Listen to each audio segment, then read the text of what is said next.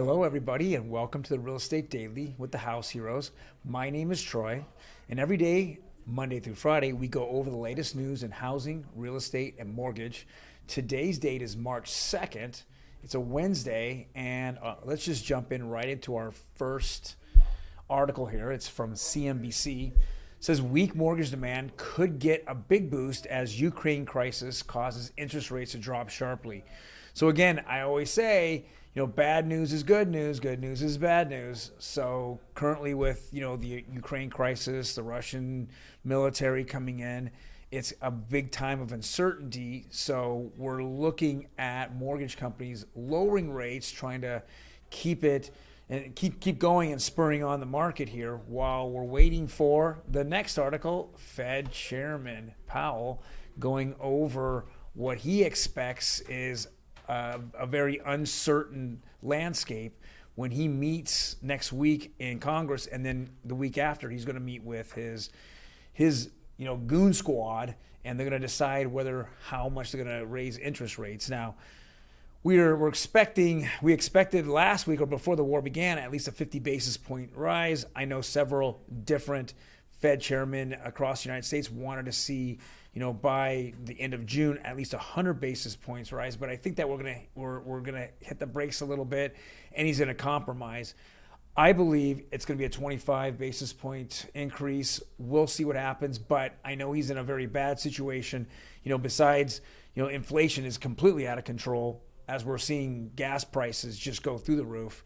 We're also looking at the Ukraine crisis, and then you have the midterm election year and all the things that are happening surrounding that as well, and all the pressures you're getting from Washington to make it look as good as possible so they can keep the regime that's in there can consistently stay in there. So it's a big pull and tug here going on, but I think that we're going to see the bad news is good news scenario play out, and we're looking at 25 basis points. Another good piece of news, which is bad news, so we look at good news being bad news, is companies added 475,000 jobs in February, better than expected. This is kind of crazy. That part of our economy is doing fantastic. We're adding more jobs, though we know people have fallen off of unemployment, but we're still seeing it. I know that the estimate was 400,000, 475. It's fantastic.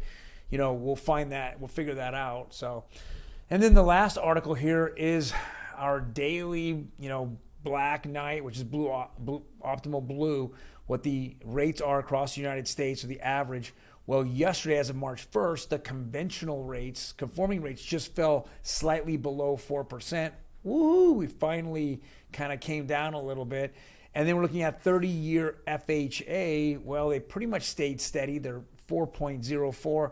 They're right around that spot. They're just kind of hanging around. We're going to see what happens as the war continues. Now, there's a few things. One thing I want to go over that's actually not an article that people are not talking about is the whole SWIFT system. Now, as a restriction against, the Russians, what the world did, or a lot of countries in the world, including Germany and the United States, they cut off quite a lot of their activity with different banks in Russia through their SWIFT system. Now, we understand that that's one way of squeezing the Russian people, and we're trying to get that to coordinate into the Russian government, backing off of this Ukraine assault.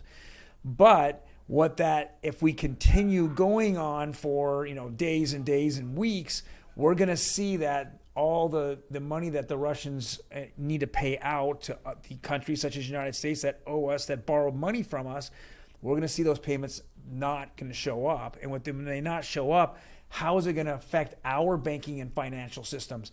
We're going to see that happen. I know in Wall Street they're a little nervous about that. It's forward thinking, but this war is not going to end today or tomorrow. It looks like it's going to take at least time to figure out whether the Russians can get past these different cities, or they go to the peace table, talk out peace and a truce, and we can kind of figure, what's going to happen at that point. But that's what we're seeing right now. we might see the U.S. financial system really get the screws put to it because of no Russian money coming in, and any of the loans that Russia owes to different countries, that money's not going out. So that's going to hurt those economies as well. So again, tug. It's that pull and tug type of issue that we're having going on. Now, thank you guys today for listening to the 5 minutes that we had over these different topics. If you like our content, please hit the like button. If you like what we're talking about and you want to see it on a daily basis, hit that notification button, and YouTube will notify you when we drop these videos. Otherwise, I will see you tomorrow, March 3rd. Take care.